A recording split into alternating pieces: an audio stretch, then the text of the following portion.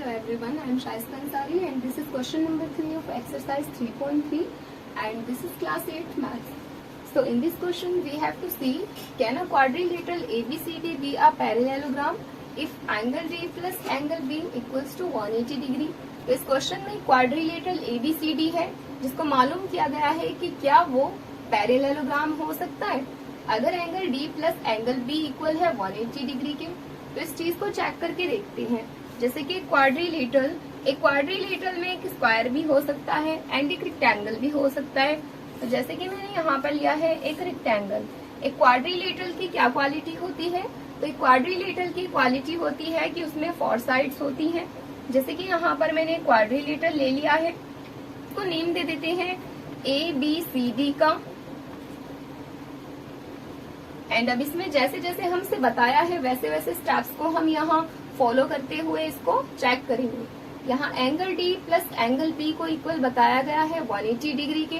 तो क्या ऐसा है? Angle D this one and angle B is this one. तो ये दोनों के दोनों एंगल्स यहाँ 180 डिग्री के बताए गए हैं. तो ये चीज यहाँ पर हो सकती है बट कुछ कंडीशंस ऐसी हैं जिनमें ये चीज नहीं भी हो सकती. बिकॉज यहाँ पर मैंने अगर एक रेक्टेंगल लिया या फिर एक स्क्वायर लिया है, मैंने कोई ऐसा क्वाड्रिलेटरल लिया है जिसकी लाइंस बिल्कुल स्ट्रेट है एंड जिस पर परपेंडिकुलर फॉर्म हो रहा है, तो तब तो इसमें 90 डिग्री के दोनों एंगल्स आ जाएंगे. एंड अगर ये दोनों के दोनों एंगल्स 90 डिग्री के हैं तो इनका सम हो सकता है 180 डिग्री का. बट तो यहाँ पर हम देख सकते हैं कि अगर हमारे पास कोई इस तरह का क्वाड्रिलेटरल है जिसकी लाइंस स्ट्रेट है तो तब तो वहाँ पर हमारे पास 90 एंड 90 डिग्री का के दो एंगल्स बन सकते हैं जिनका सम 180 डिग्री का हमें मिल सकता है. तो यहाँ पर हम लिखेंगे can be. But all situations में ऐसा नहीं होगा. कुछ सिचुएशंस ऐसी भी होंगी जिनमें ऑपोजिट एंगल्स का सम 180 डिग्री का नहीं होगा. सेकेंड पार्ट में हमें यहाँ गिवन है कि ए बी इक्वल है DC के, जिनका मेजरमेंट यहाँ 8 सेंटीमीटर दिया गया है. तो A B like this is the side A B. तो ये जो ए बी है वो इक्वल है DC के, लाइक दिस. जैसे कि यहाँ पर ये ए बी साइड है एंड ये DC साइड है, तो ये दोनों के दोनों एक दूसरे की ऑपोजिट साइड्स हैं. तो ऑपोजिट साइड्स हैं. यहाँ पर जब ए बी 8 सेंटीमीटर है तो ऑल्सो DC भी 8 सेंटीमीटर होगी.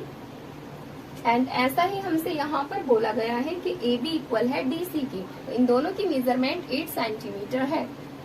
एंड नेक्स्ट स्टेप में हमसे इसने बोला है कि AD इक्वल है 4 सेंटीमीटर के, like this is AD and this is equals to 4 centimetre.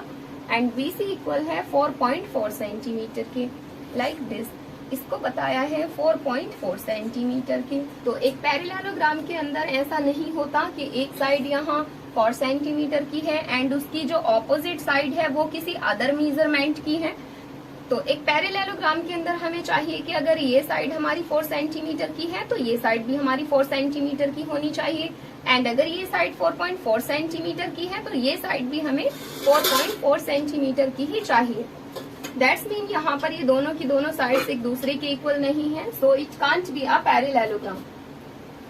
तो यहाँ लिखेंगे can't be a parallelogram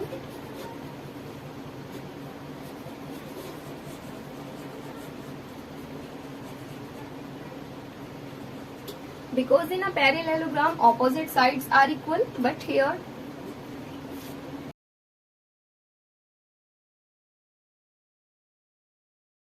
because यहाँ पर ये दोनों अपोजिट साइड्स एक दूसरे के इक्वल नहीं है. यहाँ पर इसका एक थर्ड पार्ट है. इस थर्ड पार्ट में है angle A equals to 70 degree and angle C है 65 डिग्री. एंगल A हमें दिया गया है 70 डिग्री का एंड यहाँ पर एंगल C हमें दिया है 65 डिग्री का. तो यहाँ पर इन दोनों के दोनों ऑपोजिट एंगल्स को एक दूसरे के इक्वल नहीं दिया है, जहाँ पर भी ये एक पैरेललोग्राम नहीं होगा.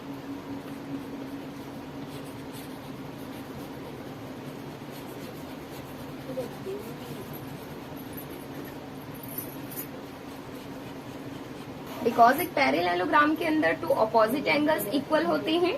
बट यहाँ पर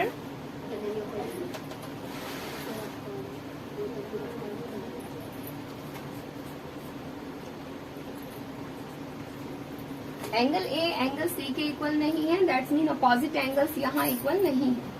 So this was the answer of this question. Now let's come to the next question.